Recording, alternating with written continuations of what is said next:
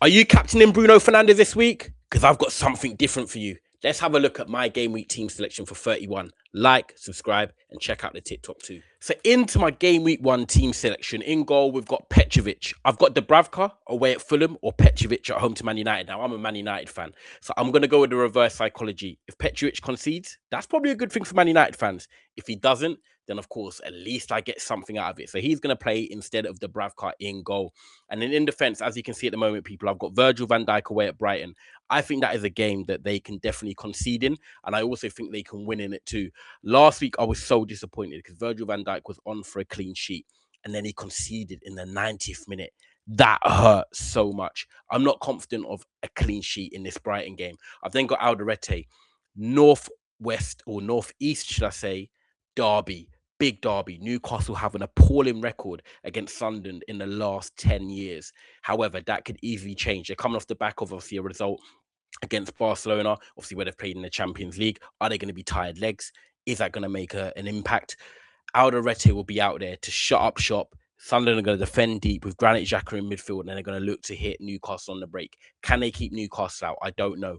As you can see at the moment, people, my dilemma in defence is I've got Patrick Dorgu, I've got Gabriel, who's not playing, and I've got O'Reilly, who's not playing. Am I going to get a transfer to make in that defense? We'll come to it at the end of the video. Guys, don't forget to like this video, subscribe, and check out the FPL Hive TikTok as well. Into my midfield. And of course, we've got Morgan Rogers at home to West Ham United. Now, Morgan Rogers has been very flat recently, struggled against Man United last week as well. But one thing that's guaranteed about Morgan Rogers is that he gets 90 minutes. Now, the difficulty for Aston Villa is that they are struggling in terms of their league position at the moment. They're falling down into that Champions League race, but they are also in the Europa League. So do they start prioritizing Europe, or do they focus on the league? As I record this video, they are ahead in the first leg in the Europa League. Just a side note. But guys, I'm going to keep Morgan Rogers in this team. I think he's a player that I need this game week. I think he's a player that people might be looking to buy if they didn't have him for a one-off shootout before you maybe wild card in game week 32. But I'm going to keep with Morgan Rogers. At the moment, this is my dilemma, and I'll talk about it in one, people. I've got Bruno Fernandes and I've got Harry Wilson. I'm captaining one of them. At the moment, I've got on Harry Wilson. Saturday game, 3 o'clock at home to Burnley. They're in relegation battles right now, and Fulham haven't been the same without Harry Wilson there. In fact, they lost their last 2 home games, and then they drew with Nottingham Forest last week. They're in need of a result. And I feel like Harry Wilson now being back fit, getting the minutes last week, I think he's definitely a captain option, especially being on set pieces for this game week. The flip side is Bruno Fernandes. If Man United are performing, if Man United are doing well, we know that he is the man of the moment. Last week again, got the assists, pops up when needed, when Manchester United are in need. Not 1 assist, but 2. But this is my dilemma, and it might be something that is a superstition factor. Friday night games, 12:30 games. Do you want to go early and captain your man? If it delivers, you're relaxing all weekend. If it doesn't, then you're looking at it and thinking, I don't know if this was the right move. And I've never captained the first game. I've never captained the early game. And that is why I'm slightly leaning towards Harry Wilson. And let me also add, I'm a Man United fan again, as you know, people. So Bruno getting points, I'm focused on a result rather than FPL, even though it could be a double bluff. But people, make sure, like I said, you're liking this video and subscribing. But at the moment, I've got Harry Wilson as captain, Bruno Fernandes as vice. Let me know in the comments what your thoughts are. And then we've got Ryan. He has been a poor pick for me. Look, I own it. I've had a very good year in terms of FPL at the moment in 2026, not the start of the season. But Ryan has not been delivering. He's been quiet. He's a good player, but there's a difference. And I told Statman Baines, who I do the channel with, people, there's a difference between a good player and a good FPL player. And as you know, I've been playing this game since 2008. I've been around the block.